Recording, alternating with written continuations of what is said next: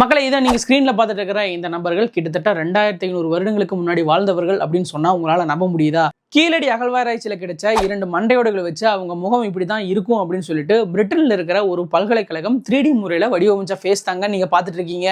கீழடி அகழ்வாராய்ச்சியில மக்கள் யாரும் எதிர்பார்க்காத நிறைய விஷயங்கள் புலப்பட்டுட்டு வந்துட்டு இருக்கு. அதோட ரிப்போர்ட்ஸ் எல்லாம் இன்னும் வெளியிடாமையே இருக்காங்க. அது ஒரு மிகப்பெரிய கேள்விக்குறியா தான் இன்னைக்கு வரைக்குமே இருக்கு. கீழடி அகழ்வாராய்ச்சியில கண்டுபிடிக்கப்பட்ட ஒரு முக்கியமான விஷயம் என்னன்னு கேட்டீங்கன்னா, கிட்டத்தட்ட 2500 வருடங்களுக்கு முன்னாடியே இங்க பாத்தீங்கன்னா நல்ல நாகரிக வாழ்க்கையை வாழ்ந்திருக்காங்க அப்படிங்கிறதாங்க. அதை உறுதிப்படுத்தும் விதமா இங்க எக்கச்சக்கமான பொருள்களும் கண்டுபிடிக்கப்பட்டிருக்குதுங்க. இப்ப இந்த 2 மண்டையோடுகளையும் டிஎன்ஏ ரிப்போர்ட்டுக்காக அனுப்பியிருக்காங்களாம். அவங்க எங்கிருந்து வந்திருக்காங்க அப்படிங்கிறதும் கண்டுபிடிக்கிறதுக்காக. அதே மாதிரி இந்த கீழடியில கிடைச்ச எலும்புகளை எல்லாம் வச்சு கால்குலேட் பண்ணும்போது அங்க சராசரியா ஆண்களோட ஹைட் பாத்தீங்கன்னா 5.7 ஆகவும் பெண்களோட ஹைட்லாம் பாத்தீங்கன்னா 5.2 இருந்திருக்கு அப்படிங்கிற மாதிரியும் சொல்றாங்க. சீரியஸாவே டெக்னாலஜி இம்ப்ரூவ்மெண்ட் அப்படிங்கிறது வேற லெவல தாங்க இருக்கு. 2500 வருடங்களுக்கு முன்னாடி வாழ்ந்தவங்க இப்படிதான் இருப்பாங்க அப்படிங்கிற முதற்கொண்டு நம்ம கணிக்கிற அளவுக்கு டெக்னாலஜி வளர்ந்துருக்கு.